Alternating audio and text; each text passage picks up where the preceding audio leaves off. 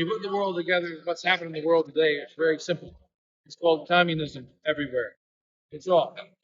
Why you say it's But the Blessed Virgin Mary in 1917 said in Fatima, Portugal, Russia was about as powerful as El Salvador, right? And that Russia will spread her errors throughout the entire world as a punishment for our sins and turning against us. And that happened in 1917. Russia couldn't even take care of itself. It's one of the weakest countries on the planet.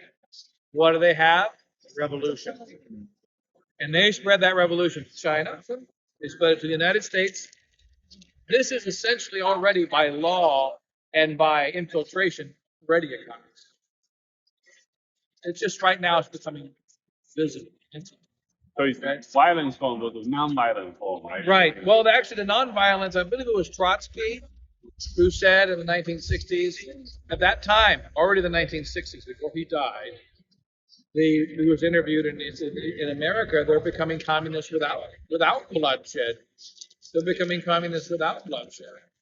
So maybe there'll be no bloodshed in America. And Trotsky said, there's no such thing as an unbloody war. Even though the Americans are accepting communist ideology peacefully and accepting communist laws, step by step, the time will come when there will be blood even in the America.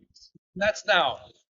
Like I met a man from South Africa about 6 months ago, and he said he feels like he's back at home now. He feels homesick because now this is just like South Africa in 1980s. Some of my Chinese friends also saying something. You come here for freedom. Now I feel like a cultural revolution. I feel like I'm back at home. Yeah. We came here for freedom, but the problem is that we've allowed them to get into the laws, and they're playing on lust, playing on ignorance. The modern the modern education system is designed to destroy our minds. And they're going to give you pleasure, pleasure, pleasure, pleasure, pleasure, and then you give away your rights, you give away your freedoms, and then all of a sudden, it's like when Pinocchio went to Pleasure Island. He went to Pleasure Island, but it turned out it wasn't that nice of an island. It was going to be really great in the beginning, and then they all turned into a bunch of donkeys. And that's exactly what's happening to us right now.